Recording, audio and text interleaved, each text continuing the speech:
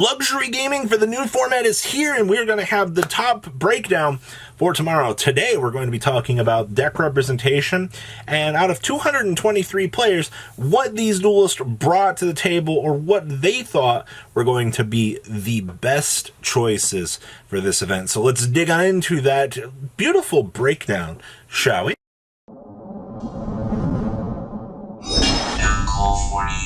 Make sure you guys smash the ever-living crap out of that subscribe button so you don't miss out on more breakdowns like this.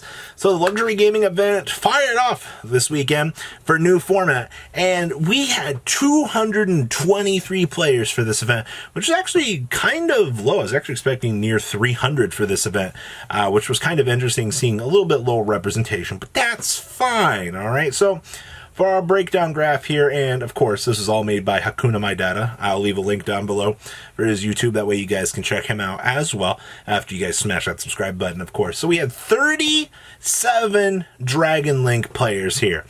Everybody expects this deck to be the best deck right now, and I don't really blame you. Looking at some of these cool combos that this deck can do, it can play through so many hand traps. It's actually absurd, and I think a lot of players kind of miss what this deck has done over the years. I can't believe you'd be living underneath a rock to be missing the beautiful potential of Dragon Link. But once True King got removed, the ceiling got raised for this deck to come back into the metagame and cause an absolute stir. So, hey, good news. If you are a Dragon Link player right now, you're so far ahead of the metagame, it's absurd, all right? You can still Buster Lock. It involves like 2 more dead cards in your deck to Buster Lock, including the Buster, and what is it, the DMZ Dragon. But as far as I saw yesterday, nobody is doing that at this point in time. So, sorry, Sam. You tried. We had 34% other representation. We're not going to dig into that. 26% dinosaurs, baby. Have you read Miscellaneous Therosaurus yet, by the way? I highly recommend that you do.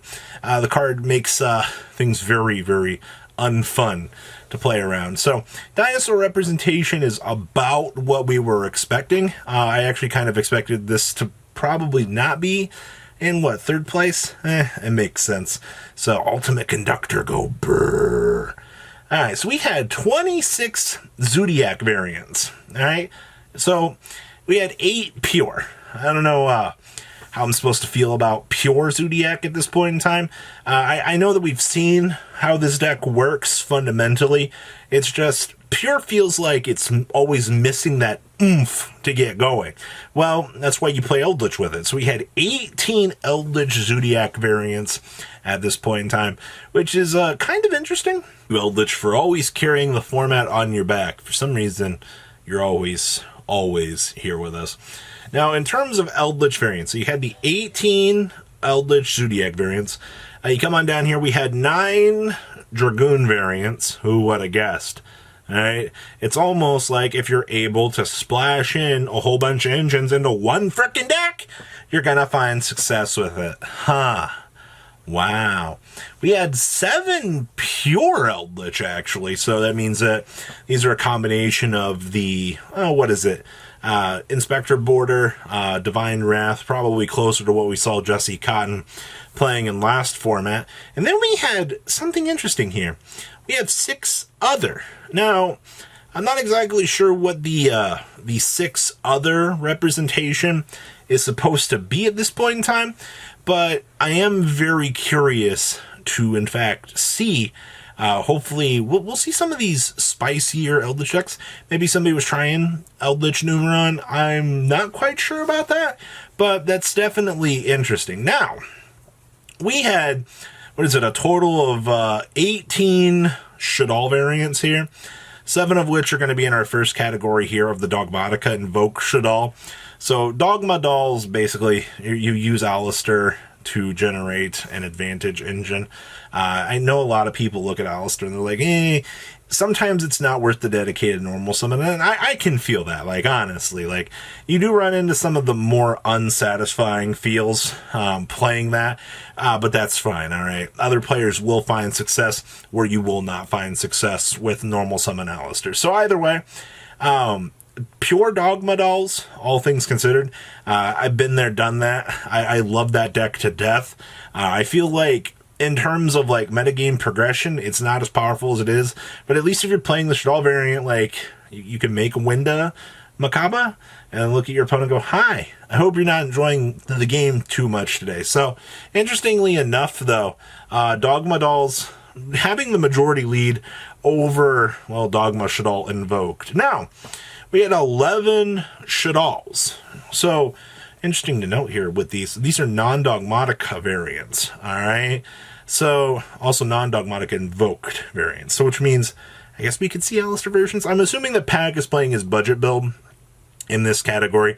Don't get me wrong. I think Pack has been the one that's seen the most success with dolls right now. I'm not trying to take anything away from anybody else, but he's the household name that I think of at this point in time when I see regular pure Shadal. So deck is still really good, man. Like, do not underestimate building a good frickin' Winda. Alright, Winda will carry you on his back. Alright, just like Mr. Eldritch will do. Alright, you want some free dubs? Go, go, go, go. Ask our friend about that. Hi Winda. Alright.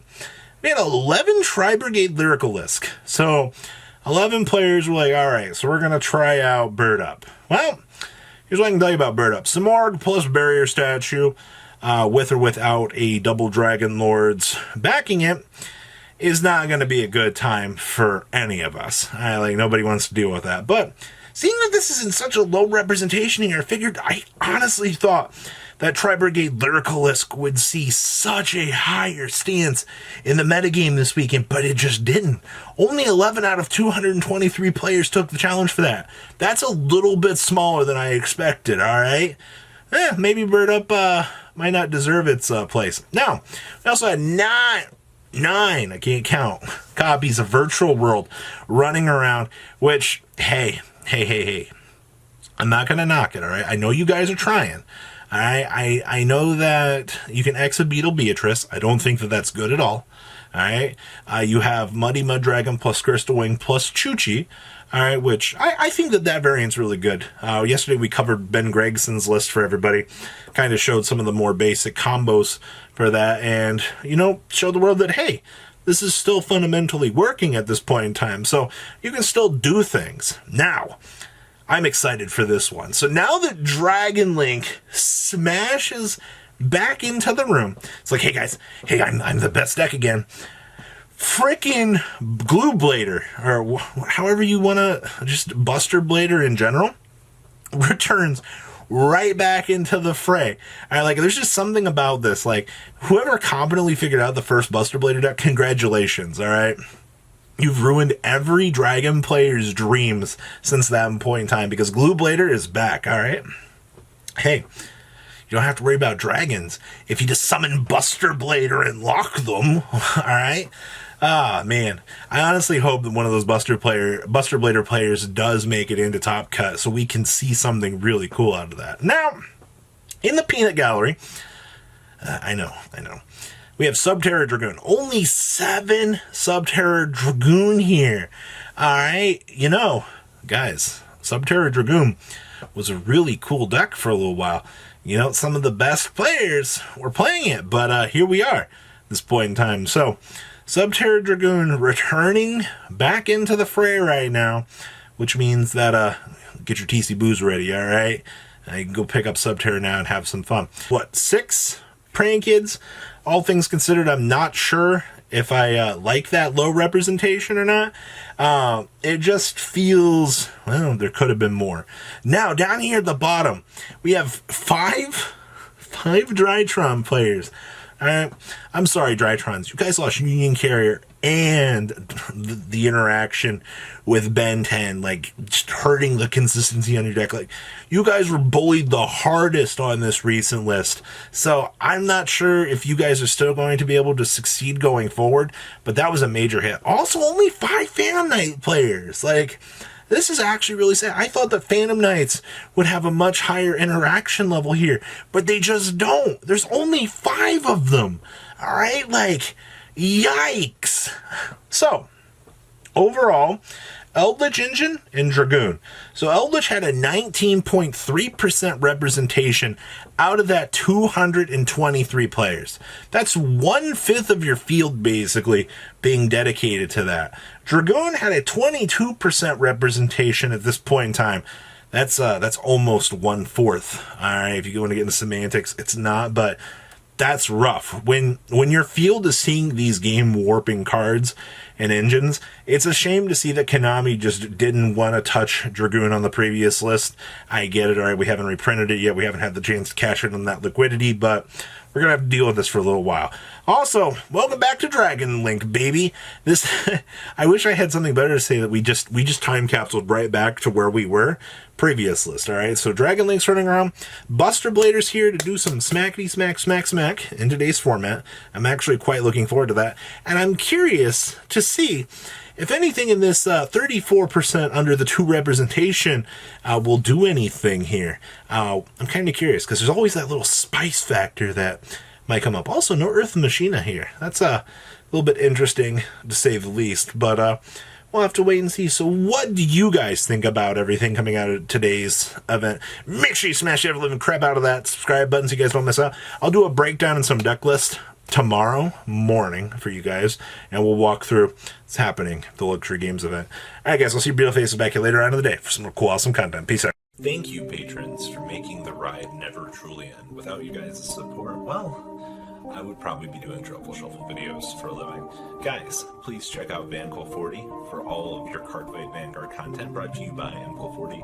And if you are looking to pick up singles, check out mcoolgames.com for your trading card game needs. Thanks for watching, everybody.